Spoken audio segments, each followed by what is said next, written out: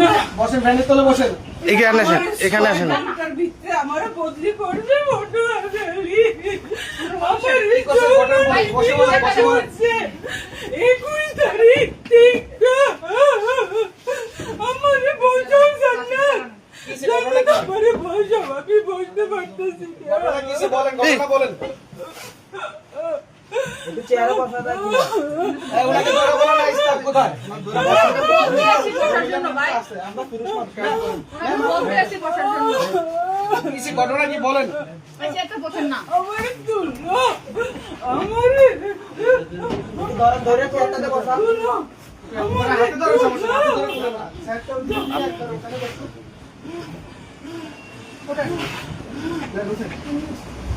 অন্য একজন কেউ ম্যাম আছে? কোনো ম্যাম আছে? কোনো ম্যাম আছে?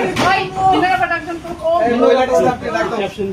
আমার গো মা আমি একটু ধরেও ধরো। আমার বাচ্চাটার কি হইব হ্যাঁ, ধরুন। আমার বাচ্চাটার কি হইব আমার সংসার সন্তান আমাকে যৌন নিপীড়ন করা হয়েছে কিসে? আমাকে যৌন হেনস্থা করা হয়েছে এই এক্সিডেন্ট অবৈধভাবে অফিসের উপরে থাকে আপনারা ভিডিও করেন যায় সেটা দেখেন গা এক্সিডেন্ট অফিসের উপরে থাকে আরো কর্মচারীর উপরে থাকে আমারে অনৈতিক ভাবে কর আমি বলে রূপ বলে চাইতাম উঠে দাও, ম্যাম তো। উঠে বসেন না, ম্যাম তো।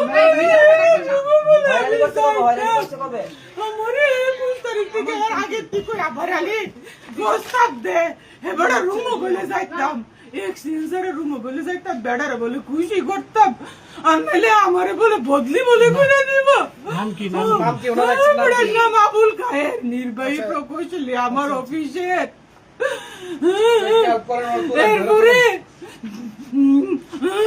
স্যার আপনাকে কি বললো? আমারে পানি দাও জান্নাত আমার কি গলা বলে? শুকিয়ে যেতেছে কিভাবে আমারে আরে, পানি দাও ওনার অভিযোগ ওনাকে বলতে দেন। এরপরে করছে কি হ্যাঁ, আপনার বিষয় না, এটা ওনার বিষয়। এরপরে আমি হেরা টেন্ডার করছে হ্যাঁ। সে টেন্ডার চোর সে টেন্ডার করছে আমি এস্টিমেটেড টিপু স্যারকে বললাম স্যার আমি তো আমার তো আমি পারতাম না আমি ওনার একটু সাইড দেন, উনি আসুক। ওনার একটু সাইড দেন।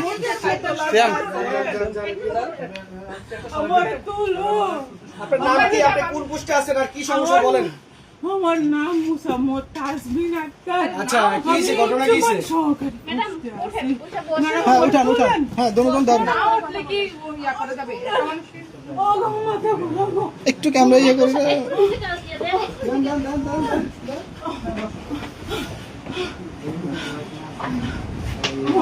চশমা যেন আমি চোখতেছি চশমা মনে হয় ওয়াশরুম, ওয়াশরুম। আপনাকে এই প্রস্তাব কবে করছে?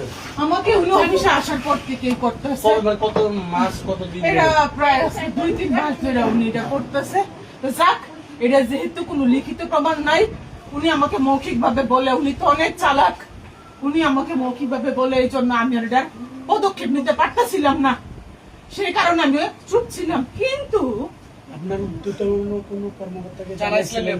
না আমার কাছে মৌখিক কোনো প্রমাণ ছিল না লিখিত বা মৌখিক কোনো প্রমাণ ছিল না উনি অনেক চালাক উনি আমি যখন উপরে খাইতে যাইতাম উপরে আমি খাইতে যাই এখানে রান্নার ব্যবস্থা আছে এখানে উপরে পুরা আবাসিক সবাই থাকে এখানে 3 থেকে 4 জন কর্মকর্তা থাকে অফিসিয়াল নিয়ম থাকার কোনো ব্যবধান নাই আমি এগুলা বলি স্যারকে স্যার আপনি কিন্তু অনৈতিক কাজ করতেছেন আপনি কিন্তু উপরে থাকতে পারেন না স্যার আমাকে কিন্তু কর্তৃপক্ষ শোকজ করে দিবে স্যার আমার কিন্তু চাকরি চলে যাবে স্যার উনি বলে বাগনামি করো বদলি শোকজ তোমার মুটকি দিয়ে বইরে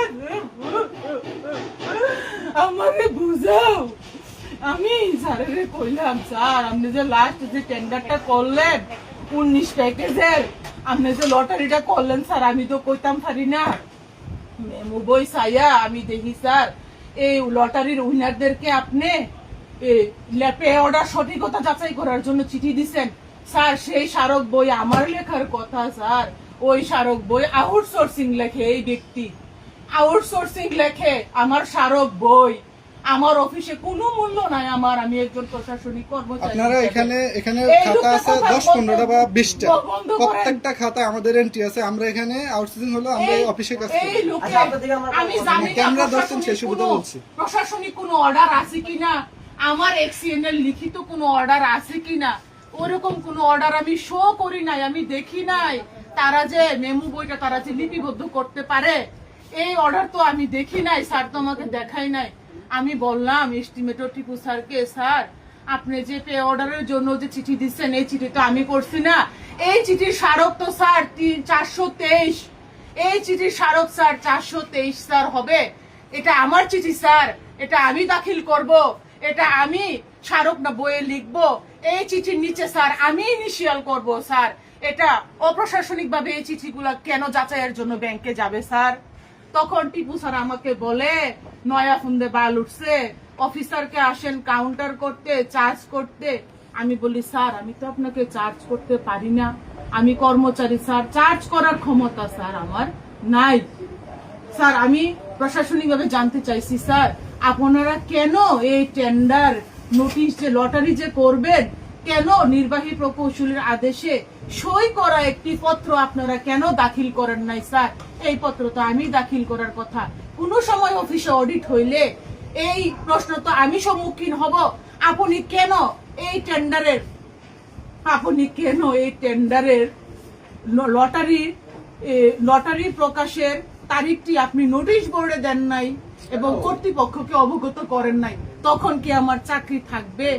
আমি এখানে প্রশাসনিক দায়িত্বে আছি, আমার কি প্রশাসনিক বিষয় সম্পর্কে প্রশ্ন করার অধিকার নাই? আমি কি জানতে পারি না আমার স্যারের কাছে? পারি কি না? আপনাকে কি হ্যারাসমেন্ট করছে? হ্যারাসমেন্ট হইছে, হ্যারাসমেন্ট হইল গিয়া সেটা